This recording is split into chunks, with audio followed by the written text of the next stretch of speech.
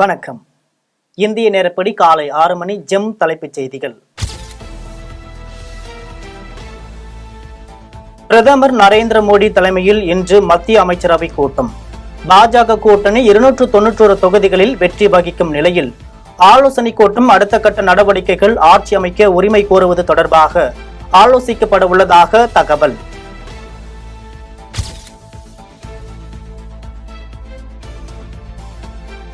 தொடர்ந்து 3வது முறையாக தேசிய ஜனநாயக கூட்டணி மீது நாட்டு மக்கள் நம்பிக்கை. இந்திய வரலாற்றில் இது ஒரு முன்னோடி இல்லாத தருணம். அன்புக்கும் ஆசீர்வாதத்திற்கும் எனது குடும்பத்தினருக்கும் தலை வணங்குகிறேன். பிரதமர் மோடி நன்றி.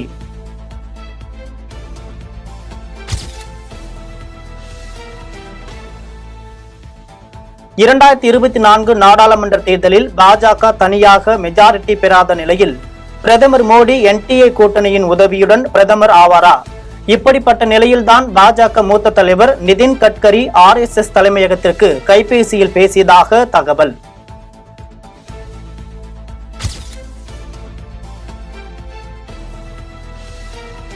திமுக கூட்டணி 40க்கு 40 என்ற அளவில் அமோக வெற்றி. மு.க. ஸ்டாலின் பெருமிதம். 2019 மக்களவை தேர்தலில் 39 தொகுதிகளில் வெற்றி பெற்ற நிலையில் இந்த முறை 40 தொகுதிகளில் வெற்றி பெற்றிருக்கிறோம் என்று பேச்சு.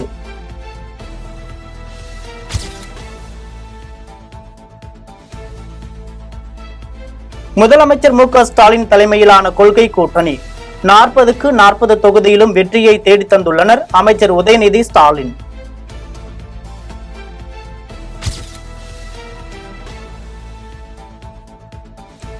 கலைஞரை போலவே ஸ்டாலின் தலைமையில் 40க்கு 40 வெற்றி பெற்றுள்ளோம். வாக்களித்த வாக்காளர்கள் அனைவருக்கும் நன்றி. திமுகவின் தேர்தல் வெற்றி கலைஞருக்கு காணிக்கையாக்குகிறேன் என முதலமைச்சர் மு.க. ஸ்டாலின் உருக்கம். இந்த மாபெரும் வெற்றிக்கு காரணமான அன்பார்ந்த தமிழ்நாட்டு மக்களுக்கு, அதேபோல் தலைவர் கலைஞர் அவர்களின் உயிரினும் உயிரான உடன்பிறப்புகளுக்கு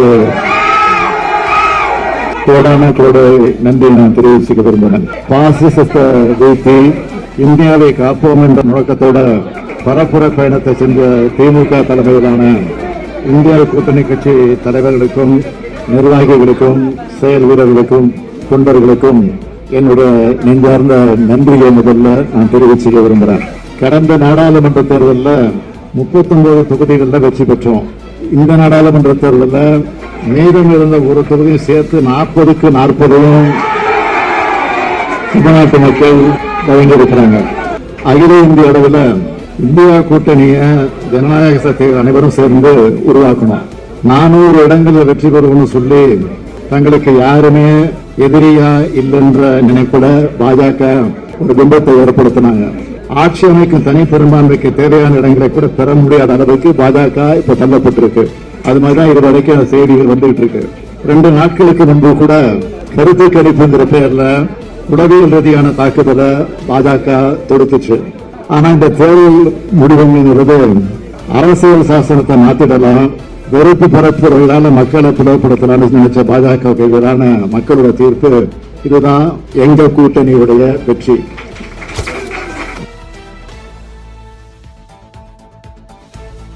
தமிழ்நாடு புதுச்சேரியில் 40 தொகுதிகளிலும் இந்தியா கூட்டணி வெற்றி. பேரறிஞர் அண்ணா கலைஞர் நினைவிடங்களில் முதலமைச்சர் மு.க. ஸ்டாலின் மரியாதை. தமிழ்நாட்டில் இந்தியா கூட்டணி கட்சிகள் அனைத்தும் இடங்களிலும் வெற்றி.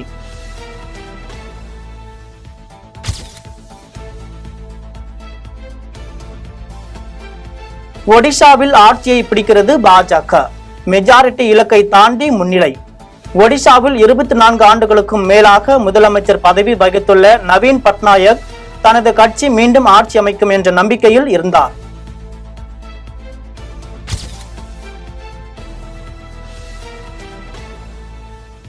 தூத்துக்குடி நாடாளுமன்ற தொகுதியில் திமுக சார்பில் போட்டியிட்ட கனிமொழி கருணாநிதி அதிக வாக்கு வித்தியாசத்தில் வெற்றி. மாவட்ட ஆட்சித் தலைவரும் தேர்தல் பொறுப்பாளருமான லட்சுமிபதியிடம் வெற்றி பெற்ற சான்றிதழை பெற்றுக் கொண்டார். கனிமொழி கருணாநிதி பாஜகவிற்கு வருங்காலம் கிடையாது என கனிமொழி பேட்டி. தொடர்ந்து பாஜகவுக்கு எதிராக ஒரு எண்ணம் இந்த நாட்டிலே உருவாகி கொண்டிருக்கிறது. அவங்க ஆட்சியில இருக்கக்கூடிய அவலங்கள், தொடர்ந்து மக்களை அச்சுறுத்தி கொண்டிருக்கக்கூடிய அந்த நிலை, இதையெல்லாம் வந்து பிஜேபிக்கு எதிரான ஒரு மனநிலையை உருவாக்கி இருக்கிறது. இன்று மக்கள் அதை தெளிவாக உணர்த்தி இருக்கிறார்கள். அது மட்டும் இல்லாமல் தமிழ்நாட்டிலே வந்து பிஜேபிக்கு இடமே இல்லை என்று சொல்லக்கூடிய அளவிற்கு சென்ற முறையை விட இந்த முறை 39 தொகுதிகள் பாண்டிச்சேரி உட்பட 40லும் நமக்கு ஒரு வெற்றி வாய்ப்பை, திராவிட முன்னேற்ற கூட்டணிக்கு வெற்றி வாய்ப்பை உருவாக்கி தந்திருக்கக்கூடிய ஒரு சூழலை நாம் பார்க்கிறோம். இது நிச்சயமாக முதலமைச்சர் அவர்களுடைய திராவிட முன்னேற்ற கழகத்தின் ஆட்சிக்கு கிடைத்திருக்கக்கூடிய ஒரு வெற்றி, அதே போல பிஜேபிக்கு எதிராக கிடைத்திருக்கக்கூடிய ஒரு தெளிவான வெற்றி. மீண்டும் மேற்கு வங்கத்தை கைப்பற்றினார். 12 வருடங்களை கடந்து முதல்வராக இருந்தவர் மம்தா பானர்ஜி. பாஜக 12 இடங்களில் மட்டுமே வெற்றி. இந்தியா கூட்டணிக்கான ஆதரவை மம்தா தந்த போதிலும் காங்கிரசுடனோ அல்லது கம்யூனிஸ்டுகளுடனோ கூட்டணி வைக்காமல் தனித்தே களம் கண்டது திரிணாமுல் காங்கிரஸ்.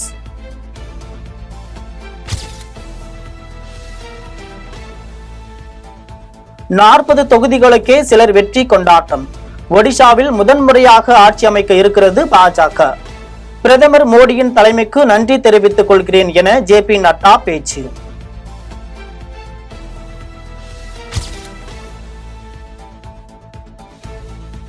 சந்திரபாபு நாயுடு பவன் கல்யாணுக்கு தாவேக தலைவர் விஜய் வாழ்த்து. ஆந்திராவின் முதலமைச்சராக சந்திரபாபு நாயுடு வருகிற 9ஆம் தேதி பதவி ஏற்பார் என தகவல்.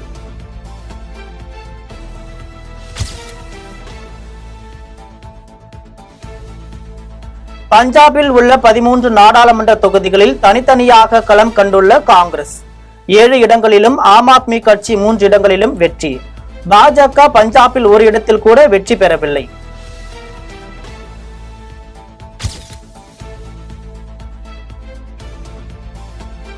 எல்லா போர்களும் வெற்றிகளுக்கு அல்ல, தோல்விகளுக்கு பின் ராதிகா சரத்குமார் பேட்டி. விருதுநகர் தொகுதியில் பாஜக சார்பில் போட்டியிட்ட ராதிகா சரத்குமார் வெற்றி வாய்ப்பு இழப்பு.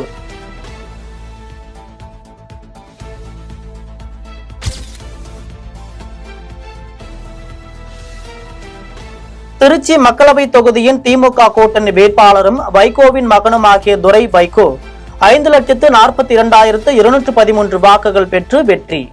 வெற்றியை அதிகாரப்பூர்வமாக அறிவித்த தேர்தல் ஆணையம்.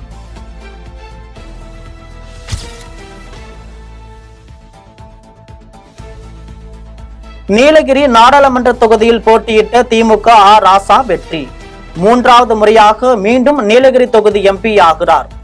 வெற்றி பெற்ற ராசாவிற்கு வெற்றி சான்றிதழை வழங்கினார் மாவட்ட தேர்தல் நடத்தும் அலுவலர் மு. அருணா.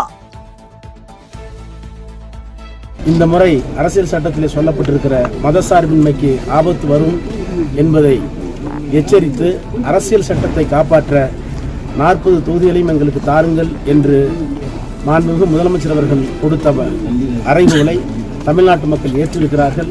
அந்த அறைகூவலுக்கு ஒவ்வொரு ஊராக தன்னுடைய பிரச்சாரத்தை மேற்கொண்ட இளைஞர்களினுடைய செயலாளர், மாண்புமிகு விளையாட்டுத்துறையினுடைய அமைச்சர் ஆரூர் இளவல் உதயநிதி சாருடைய உழைப்பை மதித்திருக்கிறார்கள். இந்த 3க்காக கிடைத்த வெற்றிக்காக நாங்கள் நன்றி சொல்ல கடமைப்பட்டிருக்கிறோம்.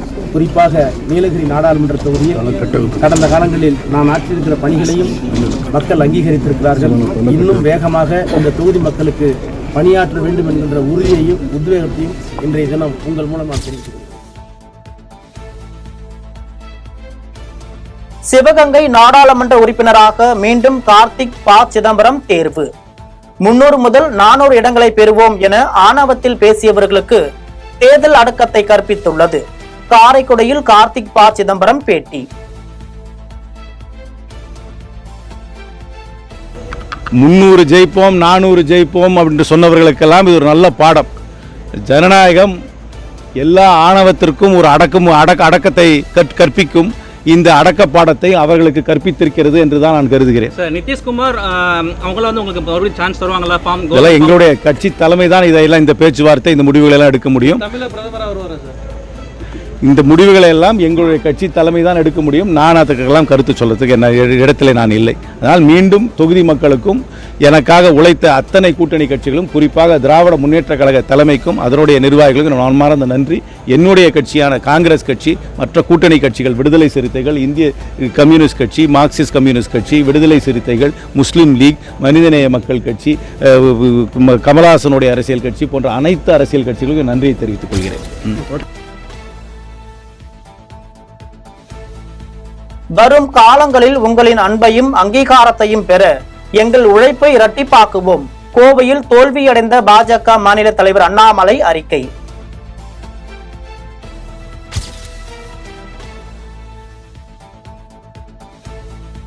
திருவள்ளூரில் 5 லட்சம் வாக்குகள் வித்தியாசத்தில் காங்கிரஸ் வெற்றி. திருவள்ளூர் தொகுதியில் காங்கிரஸ் வேட்பாளர் சசிகாந்த் செந்தில் இமாலய வெற்றி பதிவு.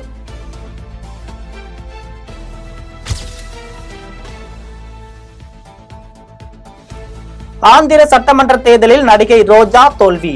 ரோஜாவை எதிர்த்து போட்டியிட்ட தெலுங்கு தேசம் கட்சி சார்பில் போட்டியிட்ட பானு பிரகாஷ் 40,687 வாக்குகள் அதிகம் பெற்று வெற்றி.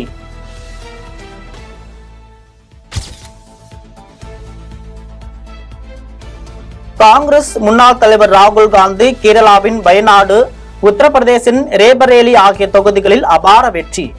எதிர்த்து போட்டியிட்ட இடதுசாரி கூட்டணி வேட்பாளர் ஆனி ராஜாவை விட 3,64,422 வாக்குகள் அதிகம் பெற்று வெற்றி.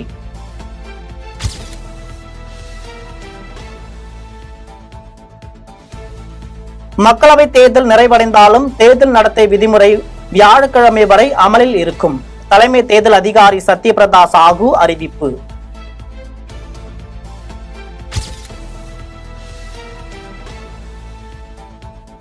தென் சென்னை வேட்பாளர் திமுக தமிழச்சி தங்கப்பாண்டியன் வெற்றி. பாஜக வேட்பாளர் தமிழிசை சவுந்தரராஜன் தோல்வி பெற்று 2வது இடம்.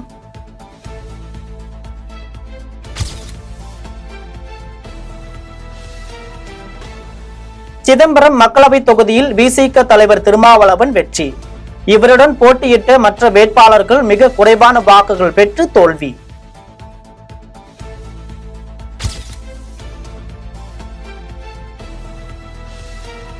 ஆந்திரா முதலமைச்சர் பதவியை ராஜினாமா செய்தார் ஜெகன்மோகன் ரெட்டி. ஆந்திராவில் சந்திரபாபு நாயுடு தலைமையில் புதிய ஆட்சி அமைய உள்ளது.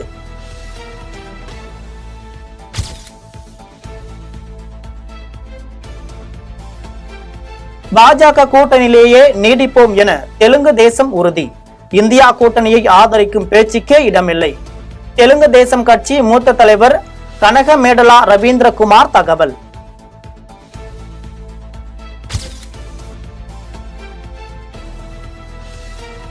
பெரும்பான்மை கிடைக்கவில்லை. டிவியை தூக்கி போட்டு உடைத்து பாஜக தொண்டர் ஆவேசம். பாஜகவுக்கு தனி பெரும்பான்மை கிடைக்காததால் அக்கட்சி தொண்டர்கள் பலரும் சோகம்.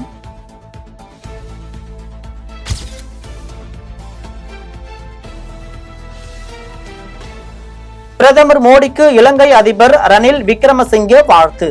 இந்தியாவின் நெருங்கிய நட்பு நாடாக இந்தியாவுடனான உறவை மேலும் வலுப்படுத்துவோம். வலைப்பதிவில் கருத்து.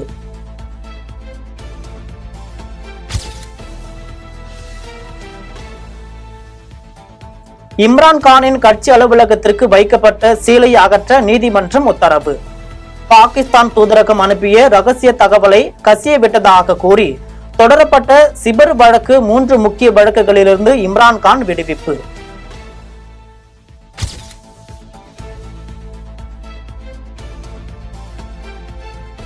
அறிமுக இயக்குனர் ராகுல் கபால் இயக்கத்தில் உருவாகியுள்ள திரைப்படம் பயமறியா பிரம்மை. பயமறியா பிரம்மை படத்தின் ஃபர்ஸ்ட் லுக் போஸ்டரை வெளியிட்டார் இயக்குனர் ப. ரஞ்சித்.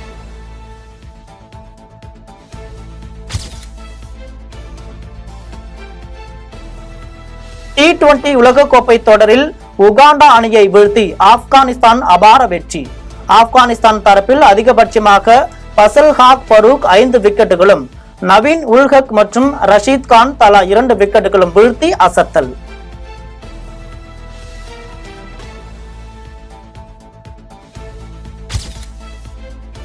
இத்துடன் ஜெம் செய்திகள் நிறைவடைகின்றன. மீண்டும் ஜெம் செய்திகள் காலை 8:30 மணிக்கு.